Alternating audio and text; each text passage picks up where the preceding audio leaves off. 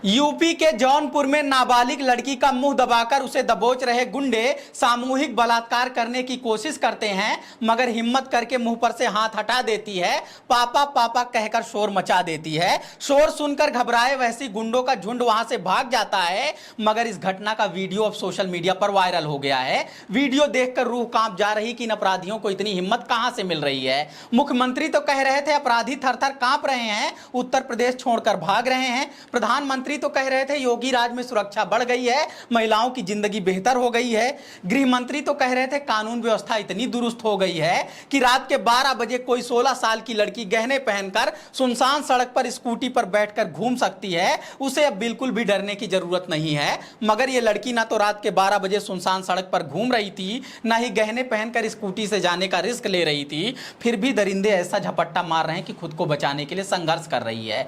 मुख्यमंत्री, प्रधानमंत्री और गृह मंत्री को जौनपुर की यह वीडियो देखनी चाहिए और खुद से सवाल करना चाहिए कि महिला सुरक्षा जैसे संजीदा मामले पर जुमलेबाजी करने से जो हालात बने हैं उस पर शर्म आ रही है या नहीं आ रही है। बाकी जवाब तो मीडिया को भी देना चाहिए, जो पहले किसी भी घटना पर गुंडाराज घोषित कर देती थी, अब कथित रामराज में भयानक घटनाओं पर भी मुंह नहीं खोल रही है। नमस्कार, मैं समर राज बोलता हिंदुस्तान में आपका स्वागत है।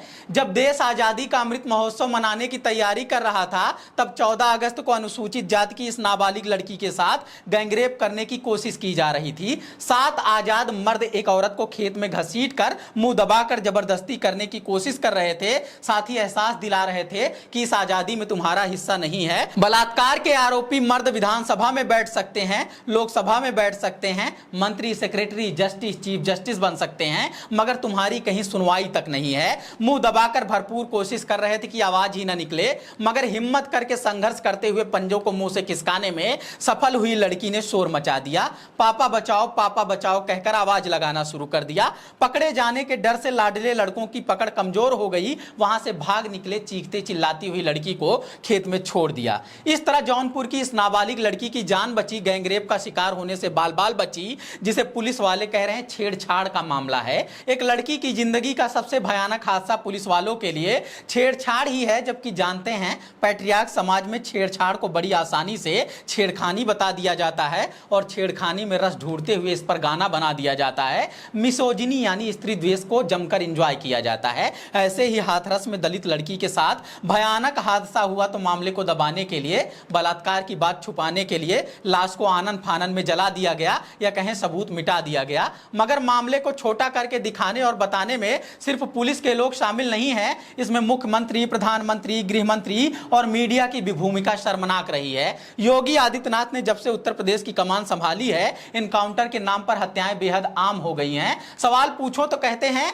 अपराधियों के अंदर भय पैदा कर रहे हैं। किसी के घर बुलडोजर चलाया जा रहा है, किसी की कहीं भी हत्या कर दी जा रही है। सवाल पूछो तो कहते हैं अपराधियों के अंदर भय पैदा कर रहे हैं। प्रेस कॉन्फ्रेंस करके बार बार कहते हैं उत्तर प्रदेश में कानून व्यवस्था बेहतर हो गई है, यहां पर अपराधी थर-थर कांप रहे हैं। सोचिए अपराधी कितना कांप रहे हैं कि नाबालिग लड़की को खींचकर खेत में ले जा रहे हैं और सामूहिक बलात्कार करने की कोशिश कर रहे हैं। सवाल मुख्यमंत्री से ही नहीं, प्रधानमंत्री से भी होने चाहिए, जो लाल किले पर खड़े होकर आजादी का अमृत महोत्सव मना रहे हैं। चुनावी रैलियों में कह रहे थे उत्तर प्रदेश महिलाओं के लिए बेहद सुरक्षित हो गया है, योगी आदित्यनाथ इसे उत्तम प्रदेश बना रहे हैं। खैर, चुनावी रैलियों में तो कुछ भी बोला जाता है। हम आपको गृह मंत्री का वो बयान याद दिला रहे हैं जब वो योगी राज में सुरक्षा का स्तर समझा रहे हैं। उन्होंने कहा था योगी आदित्यनाथ के राज में उत्तर प्रदेश इतना सुरक्षित हो गया है कि आधी रात को 16 साल की लड़की गहने पहनकर स्कूटी से सुनसान सड़क पर निकलेगी तब भी सुरक्षित महसूस करेगी। जबकि उन्हीं के गृह मंत्रालय के अंडर आने वाली एनसीआरबी के आंकड़े कह रहे हैं